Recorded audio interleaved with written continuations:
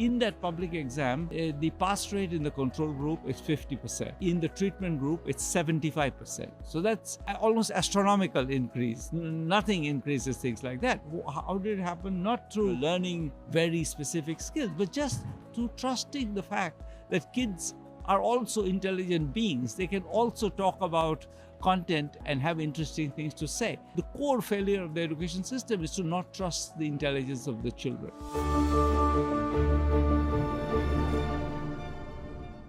Hello, everyone. Welcome. Welcome to Wise on Air, the podcast where we talk to the world's leading minds on the future of education. I'm Aurélio Amaral. I'm the Director of Programs at Wise. Today, I'm joined by Abhijit Banerjee, MIT professor, co-founder of JPAL Poverty Action Lab, and winner of the 2019 Nobel Prize in Economics. Abhijit popularized randomized controlled trials to test what generally works in education and in social sciences in general. Not just what sounds innovative, but what evidence actually proves that works. So his research has shown that teaching students to learn how to learn can dramatically outperform the traditional route of memorization. Welcome, Abhijit. It's a pleasure to have you. Thank you, Aurelio. Abhijit, first of all, I would just like you to set the context and define to the audience what RCTs are and why they are a powerful tool in education and in social interventions at large. That one I should be able to answer. So randomized controlled trials are kind of the social science equivalent of medical trials. And medical trials are use randomized methods. They choose a control group and a treatment group randomly in order to basically tie their hands to say that, look, we didn't give this treatment to the selected group of people. This is a way, it's essentially a commitment device. You tie your hands, you kind of get what the data shows. You can't rig it. That's important. What's also important, and that's much more a social science question, is that it allows you, once you have that device, when you can actually choose the intervention, that allows you to tailor the intervention to what you're looking for. So I think one of the big questions for times like today when money is particularly scarce is knowing what you might be doing a whole bunch of different things. Some of the things might be extremely valuable, some may be entirely useless. How would you know? And typically, the way we normally look at evidence is by saying, okay, in this region we have this program, and in this region we don't have it. But a program is not one thing, it's a whole omnibus of different things. And though some of those things are perhaps useless and others are even counterproductive, some are very useful, how would you know? So what RCTs do very, very valuably, in my view, is allow you to unpack that, to design, so move one piece at a time. So eventually, if I want to say, well, no, actually among these 6 things, 3 are useful and 3 are not, I can say that. So that's great. And if we could frame thinking about education, what are some widely believed educational practices that the evidence has shown that it doesn't work, but we're still doing? Well, I think the most egregious example is in practice teacher training. We have actually, this is something that I've been doing kind of professionally. We have a report called the GEEAP report. Forgive me for that acronym, but it's a report that was funded by I think Gates Foundation, USAID, UNICEF, FCDO, a bunch of big players, and I was one of the co-chairs of that panel. And what we were doing was we were taking every intervention that is usually considered in the space of education, looking at what the data is, and trying to figure out which ones really clearly work, which ones work but are expensive, which one don't work at all. The one that don't work at all category, unfortunately, is in-service teacher training. So that's a very, and in a sense, there is some paradox there. It's clearly, and I'll talk later, I think, about a form of teacher training that does work. So it's not that teacher training doesn't work, it has something to do with the way we visualize education that makes the teacher trainings not work. Perfect. And that leads to another question because your research has shown that encouraging students to learn independently, the learn how to learn approach is more effective than the traditional memorization routes. Not surprisingly, but still, it's good to have the evidence supporting that. Why don't we do more of it? Why don't education systems invest more in that approach? Well, I think the way we I think learnt about it is, I think, instructive. So I think that part of it, I'll give you two examples actually. So one particular way we got to this was through an observation that I think many of us have had, which is you go to a market in a developing country, there's a kid selling fruits, and you ask him for 250 grams of one fruit and 750 grams another one, and you giving the money, he gives you the change back right away. In other words, he can do the math in his head in seconds. Okay, that's now, are these mathematical geniuses? Will they do very well on other math? Turns out that even though these are such good calculators, if you give them the same problem as a written school problem, they can't do it. So what we are doing is we are actually somehow in the school system not exploiting the fact that these kids have great facility with numbers. We're making them do something else. And part of that is that we teach them algorithms which are meant to be ways to get answers, but we teach them as if that's truth. And algorithms are not truth. Algorithms are just one way to get an answer. If you get a better way to get an answer, get it. But instead of, part of the reason why teachers rely on algorithms is that that's what they're insecure about their own math. That's what they know. They've learned the algorithm very well. They teach it. And a lot of these kids actually, interestingly, don't, it's not that they don't know how to solve the problem. They think that the only way to really solve the problem is to use their algorithm, which was taught to them in school, but they didn't understand. So part of this, that they fall between two stools. They don't use their own intuition. So if you actually go back and tell them, look, here's a math problem.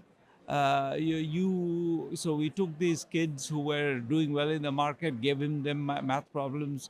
They couldn't do the math problems. Then we said, well, think of this as being like that other problem. Does that help them? It helps them a bit because they start to think of it a little bit less under the cloud of the incomplete teaching that they were suffering from. So that says that one of the reasons I think we don't use it is because the teachers actually don't understand what they're supposed to do. So the study then we did after that, which is sort of following up on that, was that we got this in Uganda. Teachers were invited to a weekend away camp for actually a while, every weekend for many weekends. In this camp, nobody taught them anything. This was training, but training where they were never, in most trainings, they are taught philosophy, they are taught educational theory, all kinds of things. Here they were taught nothing. There was a facilitator who was actually less educated than the teachers typically, but the facilitator, what he could do is say, look, here is a cube. He would take a wooden cube, and show it to them and say, what is this? And they say, it's a cube. And they say, why do you think it's a cube? It's not perfect. There are all these. So the idea of a concept, and how do we generalize from concepts, rather than getting them to give you the definition, it was getting them to think about why they think something is true. And through that process, they were getting used to the idea that knowledge is discursive, that we learn by kind of asking questions, getting some answers, then refining that answer. So when you do this, and then we look at the impact on the students, these are students who take a public exam at the end of 8th grade. In that public exam, The pass rate in the control group is 50%. In the treatment group, it's 75%. So that's almost astronomical increase. Nothing increases things like that. How did it happen? Not through, learning very specific skills, but just through trusting the fact that kids are also intelligent beings. They can also talk about, the content and have interesting things to say. So once you give them the confidence that their intelligence is a usable tool, then the whole thing gets changed. Because I think the core failure of the education system is to not trust the intelligence of the children. Right. No, that's brilliant, and thank you for sharing this powerful example. You describe it in a very detailed way, like the steps that an educator should take to encourage this way of thinking among students, right? I would like to ask you, by just looking at the evidence, how could an educator try to replicate an approach that has proven to be effective, without necessarily having the step-by-step guideline of how, meaning like how can we ensure that evidence of what works can actually be translated into other contexts?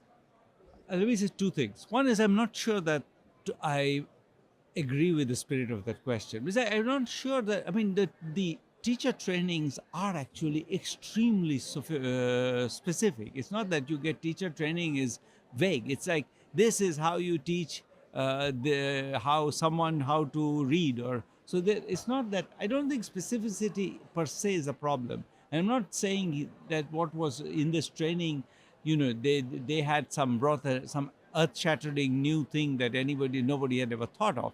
These were just asking them, think for a minute, about how you understand something, reflect on that process, use that as a guide towards explaining. Don't just vomit out the answer. Give them a chance to respond. If they ask a question, treat it with sympathy, because it's a way to understand. So I don't think it's a deep. I think there are things that need to be followed. So I'm not saying everything is equally good, but I also don't think that this is any more detailed than standard teacher training. In fact, standard teacher training manuals, if you look at them, first thing you'll do is fall asleep. They're really unbearable, mostly. Thank you, Abhijit.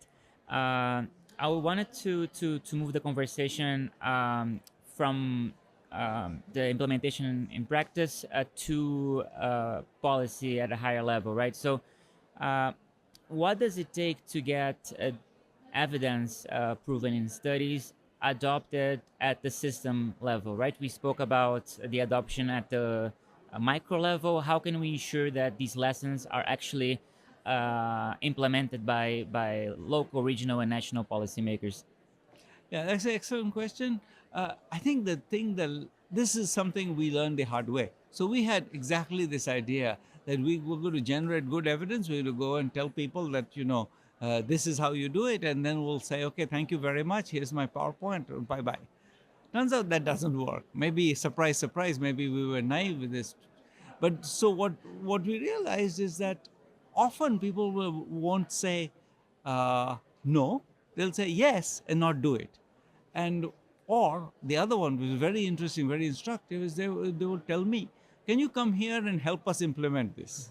So what is often a constraint in most government systems I've worked with, and now I've worked with maybe 20, so it's a fair number, is that you have the top guy might say, okay, good, but then the implementation relies on a buy-in from a large system who don't necessarily understand the way you presented the evidence. They have questions. So what if this, what if that? And you have to, and often the answer is doesn't matter. You should still go ahead, or if that happens, then do this. But those kinds of patient answers need to be generated. Somebody has to take the role of actually kind of adjudicating a whole process of people's doubts, because you can tell people something, but then the first thing they'll also have legitimate questions, they'll have confused questions, they'll have all kinds of questions, and somebody has to patiently answer that.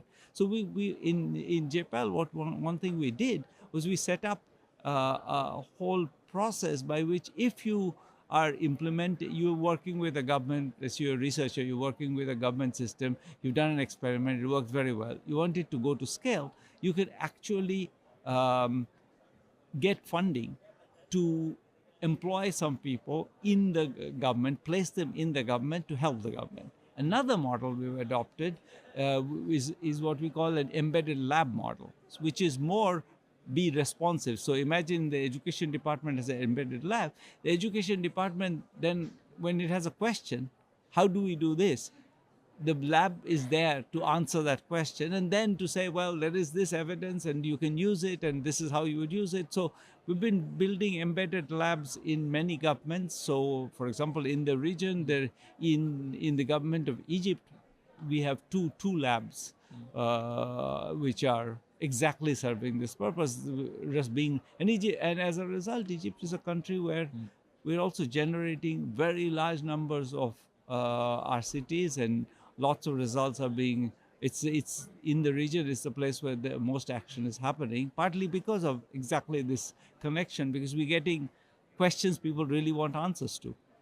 Brilliant. And how do these initiatives also help address the more macro political levels, right? Because there is the level of convincing policymakers on how to implement certain initiatives, but then there's also the political negotiation of how to allocate resources, how to convince an audience that that intervention is worth taking the political risk, right? So how do you work with entities to address those challenges as well? So part of the same process is to just be able to. So a lot of these people will say, "I have a question in the parliament. Can you help us draft the answer to that?" We draft the answer to them. I mean, it is when we had done some work on changing the fund flow system, how the way the money goes from the federal government to the village governments in India. We had kind of tested a model. The model works well. When that went national, there was one person who was constantly drafting memos for the. But in India, everything gets questioned in Parliament, so there had to be answers to questions in Parliament on many of those things, and random questions that made no sense, but you had to patiently answer it. But that's a process that actually needs to be taken seriously. It's not. You can't hope to influence policy unless you're patient with the policy process. Would you think that the way education policy has evolved um, is different from other fields that perhaps healthcare or other sectors in society have been able to be more evidence-based than education, or is this a misperception? I think overall it's a misperception. I don't think. I think there are pockets. I mean, I think education is harder in some ways because you when you have to change pedagogy, that's often like you have been doing this for 30 years and you've been doing it one way and now I'm telling you to do a different way. It's a lot of work, so I don't blame it to be. But I don't think I'm not don't have the sense that education policymakers are particularly conservative or anything like that. I don't think that's, at least my personal experience is that you can hit a health minister who's completely not amenable to any ideas, and you can hit an education minister who has zero interest in what you are saying, or you can hit a industry minister who has zero interest in what you say. I don't think it's particularly bad in education. At least that's not my experience. Okay. Well, according to our audience, I'm looking at the poll results here. We asked what people trust more in education: research evidence, teacher experience, students' outcomes, or all of them equally, which is the most popular response. But student outcomes comes next. So at least this audience here is very outcomes driven. Do you agree that that's a general perception in education? I think it's correct that student outcomes are in fact, I would say student outcomes is by far the most salient, but I'm not sure the student outcomes, the reaction to the student outcomes is always the most useful one. I would say, for example, we did an experiment where we were giving village report cards. Your children are doing this or that or the other to the parents, and the parents' first reaction was to beat their children, which was not helpful. I mean, because the whole culture is one of, this is a smart child, this is a stupid child, and that culture is damaging on all sides because no child is stupid. All children can be taught, but the parents often buy into that essentializing narrative. But to your point, many research questions use student outcomes, mostly from high-stake tests, as the benchmark to measure whether an intervention helped improve learning or not, right? So, to what extent does that also affect the way people view and overvalue outcomes? I think we try to avoid high stakes tests, and I mean, when people are taking a public exam, we'll use that. But for example, in the same study I mentioned, the thing that we really wanted to see if their cognition is improved is we organize. This was a innovation. We organized science fairs, and every school would have a science fair. Every school will participate in a local science fair. Every single school that won the science fair was a treated school. So, and that's a completely open-ended question where you are really telling people to do something different, to come up with a new idea. And every single one, I'm not exaggerating, of all the winners in the science fairs were from treated schools. So it was, I think we try very hard to not rely too much on, because the high stake exams, of course, have all kinds of cultural variables associated with them. And It's a good question.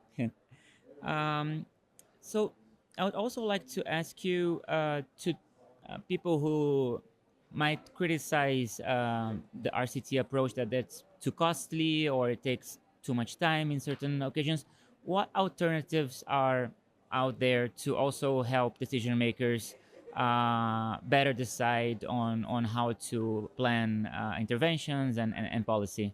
Let me push back at the question. I mean, the amount of money that gets misused, abused, wasted by pushing things that have no basis for even trying is enormous. So, if it takes, $300,000 to inform a budget of $30 million, I would say it's worth it. Let me be a little bit self-serving there.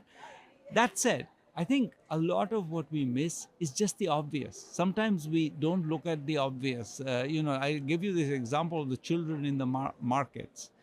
I think that it was not an RCT. It just needed measurement. You need to go see that these kids can do this, but they can't do the school problem. That's already identifying something's going wrong, because these kids can do enormous amount of mental math. If you can't use that, then the school system is failing at some very basic level. So there are things we can do which are just clever and intuitive rather than elaborately formal. Even there, we don't do those. We don't even ask often. We don't even, and this I've said many times in many forms, we don't even ask people the obvious questions which might tell them, you're doing this for them, but they don't actually are not interested at all. And then you realize, you realize that you did a big study and you found nothing, but you didn't never ask the basic questions. I think we make the same mistake sometimes. Asking the right questions is Just key. ask the searching questions. I think before you launch into anything, see what you can find by asking people questions, by asking around, asking local experts. Often our intuitions are just plain wrong. Sometimes local experts are plain wrong, but both happen. And I've seen both. But yes. Speaking of asking questions, I would like to ask you what challenges in education, what questions in education you would like to study or run an experiment on that you haven't yet, either because of time, resources, or other constraints. Well, I'm very interested in the use of of AI in education, and so is everyone else right now. And I'm interested in how we. I mean, my worry with AI is that it becomes another tool for relatively passive engagement, which is, I think, the generic problem with the education system is that kids are not meant to be, lively and engaging. So I wonder if there are ways to use it to that kind of open up their thinking rather than give them another tool for getting a, at MIT we often get exam answers which are clearly written by ChatGPT or something, and you can see that there's even a study by the MIT Media Lab showing using AI is making students basically stupider. It was published in and was written up in the New York Times. So it's really a very simple fact, which is that you become more passive. I want to see how to design AI to make kids more, more lively, more active, more asking more questions rather than giving them another means of getting to a pat answer. Brilliant. And speaking of AI, which has been a question in the minds of many researchers, how do you think the constant evolution of AI models might reshape how we do evaluations and rethink timelines? Like, can AI help make trials quicker, faster? I think to some minimal extent, I think you can use it, for example, to design survey questions. But I really think the big use of AI will be in aggregating studies, many studies. What it can do, I think, once we have better statistics, basically, we're going to use AI to aggregate studies a bit better. Right now, we do it a bit in a somewhat informal way, and we could do it better and better. Brilliant. So I know you are very much focused on evidence, but if I were to ask a question that is more detached from data, in the future, how would you see AI impacting education at large, without having any studies to give directions on? Yeah. Okay. I think I'm inclined to not answer that question because I made a whole career of not answering questions I don't know the answer to. I shouldn't step out of that. Yeah, hence my preface. Well, thank you so much, Abhijit, for taking the time, for joining Wise on Air, and thank you for your wise words. Thank you. That's an excellent pun. I'll end on that. Thank you. Thank you very much.